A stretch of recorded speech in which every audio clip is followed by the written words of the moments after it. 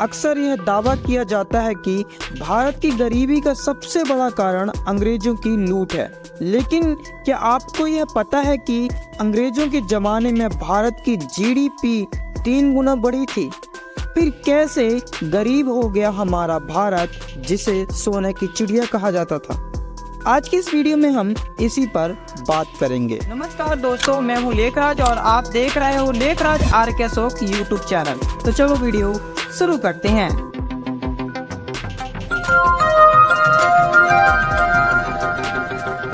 दोस्तों, आपने ये सुना होगा और यह पढ़ा भी होगा कि गुप्ता काल एक भारतीय स्वर्ण काल था, अर्थात Gupta empire is golden period of India. लेकिन आपको यह जानकर बहुत ही आश्चर्य होगा कि फर्स्ट एडी से लेकर 1000 एडी तक भारत की जीडीपी स्थिर रही। शशि थरूर अपने पुस्तक an era of darkness the British empire in India में इस स्थिति का उल्लेख करते हैं। यहाँ पर थरूर कहते हैं देश की जीडीपी 33.7 अरब डॉलर से बढ़कर 1700 एडी तक 90 अरब डॉलर हो गया था। वहीं पर एक अन्य लेखक जिनका नाम अंकुश मेडिसन, जिनकी मशहूर किताब contrast of the world economics first 2030 AD में दिए गए आंकड़े थरूर से थोड़े अलग हैं। अंकुश मेडिसन के मुताबिक 1700 एडी से 1950 एडी तक भारत की जीडीपी 90 अरब डॉलर से बढ़कर 222 अरब डॉलर पहुंच गई थी, जो कि अब तक की सबसे तेज रफ्तार बढ़ने की गति थी। अंकुश मेडिसन के मुताबिक अंग्रेजों की हुकूमत से पहले साल 1700 में दुनिया की जीडीपी में भारत की हिस्सेदारी 24.4% होती थी, जो 1950 में गिरकर 4.2% रह गई। दुनिया की जीडीपी में भारत का हिस्सा इसलिए नहीं गिरा कि वह गरीब हो गया या अन्य देश औद्योगिक क्रांति के कारण तेजी से अपना विकास कर लिए। भारत की हिस्सेदारी गिरने की जो प्रमुख वजह थी वह थी भारत की अनियंत्रित जनसंख्या वृद्धि, स्वास्थ्य सुविधाओं में सुधार और रियासतों के बीच आपसी संघर्ष की समाप्ति के कारण देश की आर्थिक आबादी 16.5 करोड़ से बढ़कर 35.9 करोड़ हो गई। इसके उलट हिंदू शासन काल में देश की आबादी नहीं बढ़ी। यह इस बात का प्रमाण है कि अंग्रेजी हुकूमत से पहले चीजें कुछ ठीक नहीं थी। क्या भारत की लो इनकम और ब्रिटिश की हाई इनकम के लिए अंग्रेजों की हुकूमत जिम्मेदार थी? मेडिसन के आंकड़े इस दावे का समर्थन नहीं करते।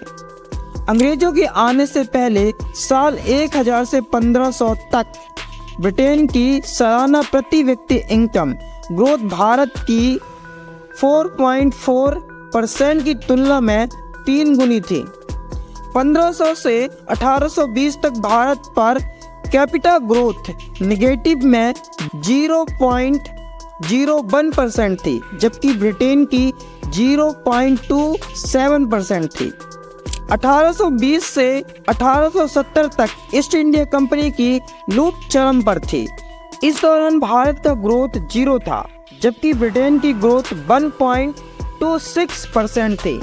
1870 से 1913 तक अंग्रेजों के दौर में भारत का सालाना ग्रोथ रेट 0.54% था, जो सबसे अधिक था।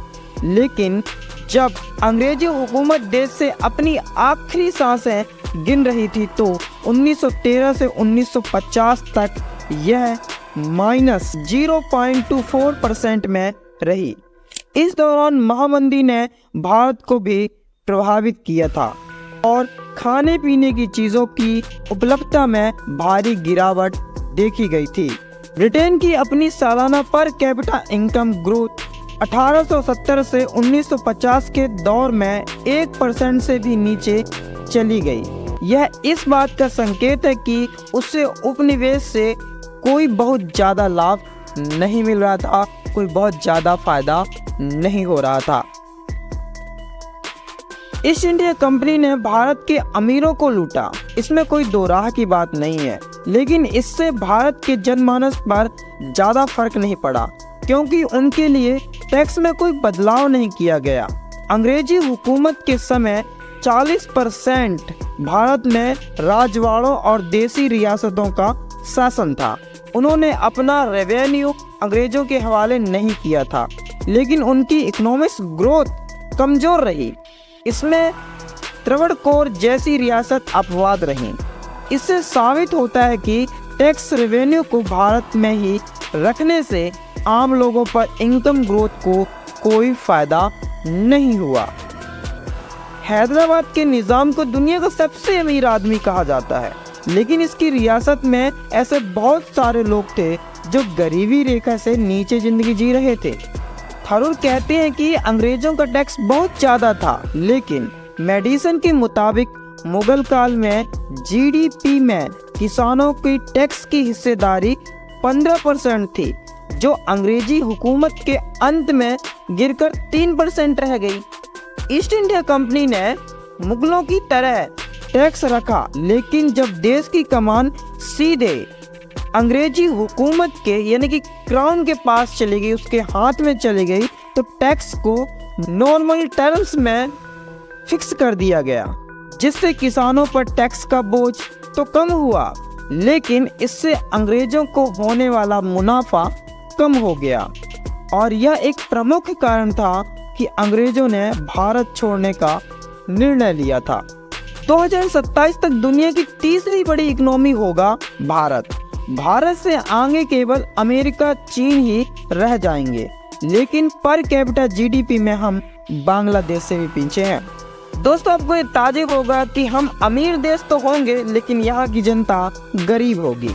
भारत की जीडीपी फ्रांस, यूके से अधिक है, लेकिन पर कैपिटा जीडीपी के मामले में यह यमन, जिम्बाब्वे और पाकिस्तान जैसे देशों के आसपास है। 2014 में जब भारत दुनिया की 10वीं सबसे बड़ी इकोनॉमी था, तो पर कैपिटा डेटा के मुताबिक इसकी रैंकिंग 195 में से 197वें स्थान पर था। 2027 में इसके 189 देशों में 138वें नंबर पर पहुंचने का संकेत मिल रहा है, अनुमान लगाया जा रहा है। 2027 में बांग्लादेश की इनकम भारतीयों से ज़्यादा होगी। IMF के अनुमानों के मुताबिक 2027 में भारतीयों की एवरेज सालाना कैपिटा जीडीपी $3,466 होगी, जबकि बांग्लादेश की $3,748 होगी। जब कभी गरीब देशों की बात होती थी, दक्षिण अफ्रीका महाद्वीप के देश खासकर सोमालिया और नाइजीरिया आदि की चर्चा होती थी, लेकिन पिछले कुछ साल में भारत की इतनी दुर्दशा हुई है कि उसने इन देशों को भी पीछे छोड़ दिया। अभी तक माना यह जाता है कि नाइजीरिया में दुनिया के सबसे ज़्यादा गरीब लोग हैं, लेकिन यह कलंक अब भारत के मत्थे मढ़ दिया गया है। भारत में अब दुनिया के सबसे ज़्यादा गरीब लोग रहते हैं। वर्ल्ड प्रॉपर्टी ब्लॉक के एक नए आंकड़े के अनुसार भारत ने अब नाइजीरिया को पीछे छोड़ दिया है। नए आंकड़े के अनुसार भारत में 2022 में संयुक्त राष्ट्र संघ की अनुमानित एक रिपोर्ट के अनुसार भारत में गरीबी रेखा से नीचे रहने वाले लोगों की संख्या 8.3 करोड़ होगी। नाइजीरिया में वर्तमान में 33% जनसंख्या अत्यधिक गरीबी में रहती है। नाइजीरिया में 8,30,05,482 लोग गरीबी रेखा से नीचे हैं, जबकि भारत में यह संख्या 8,30,67,597 है। आबादी के प्रतिशत के हिसाब से देखें तो दुनिया की गरीबी जनता का सबसे ज्यादा हिस्सा दोनों देश में बराबर है, 12.2%। लेकिन चूंकि भारत की आबादी ज्यादा है, इसलिए सबसे ज्यादा गरीब लोग भी भारत में ही हैं। संयुक्त राष्ट्र संघ ने कहा है कि भारत ने मात्र 15 वर्षों में 41.5 करोड़ लोगों को गरीबी रेखा से बाहर निकाल दिया। इसी के साथ भारत में गरीबी में उल्लेखनीय काम दर्ज की गई हैं।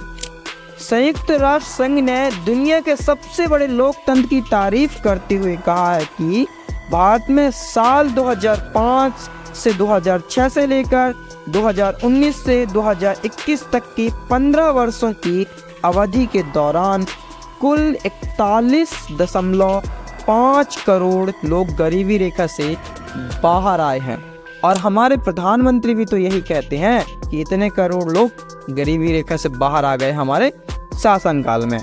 साल 2020 की state of food security and nutrition in the world की रिपोर्ट के अनुसार भारत में उस समय 18.92 करोड़ लोग कुपोषित थे। यह खबर के अनुसार भारत में हर साल 25 लाख लोग भुखमरी के कारण अपनी जान गंवा बैठते हैं। एक खबर के अनुसार भारत में हर साल 25 लाख लोग भुखमरी के कारण अपना जान गंवा देते हैं। साल 2021 में ग्लोबल हंगर इंडेक्स की रिपोर्ट में भारत के 27.5 अंक हैं, जो कि बहुत खराब स्थिति को प्रदर्शित करते हैं। हम विश्व गुरु होने का सपना भले देख रहे हैं, लेकिन सच तो ये है कि भारत की हालत बहुत खराब है। भारत हर मामले में बहुत पिछड़ा हुआ है। 2021 के ग्लोबल हंगर इंडेक्स में भारत 101वें स्थान पर था। संयुक्त राष्ट्र संघ मानव विकास सूचकांक में 131वें, तो विश्व खुशहाली सूचकांक 2022 में 136वें स्थान पर है। वैश्विक लिंग अंतर सूचक में 135वें, तो आर्थिक स्वतंत्रता सूचकांक में 121 स्थान पर हमारे भारत का है। इससे विडंबना ही कहेंगे कि जहां देश में गरीब की संख्या बढ़ रही है, वहां कुछ उद्योगपतियों की संपत्ति में दिन पर दिन वृद्धि होती जा रही है। भारत में गरीब होता जा रहा है और अमीर होता जा रहा है। भारत में गरीबी के प्रमुख कारण की अगर बात करें तो ज़्यादातर विद्वान यह मानते हैं कि भारत में जनसंख्या विस्फोट गरीबी का एक सबसे प्रमुख कारण है। दूसरा जो सबसे प्रमुख कारण है वो है सरकार की गलत नीतियाँ, जिसके कारण इन्वेस्टमेंट नहीं हो रहा है, बेरोजगारी बढ़ती जा रही है और गरीब होता जा रहा है। उम्मीद करता हूँ दोस्तों आपको ये वीडियो बहुत पसंद आई होगी। अगर वीडियो पसंद आई हो तो प्लीज वीडियो को लाइक करें, शेयर करें दोस्तों के साथ और चैनल को न्यू है तो सब्सक्राइब करें। तो मिलते हैं किसी और इंटरेस्टिंग टॉपिक के साथ, तब तक के लिए मुझे दीजिए अनुमति। नमस्कार।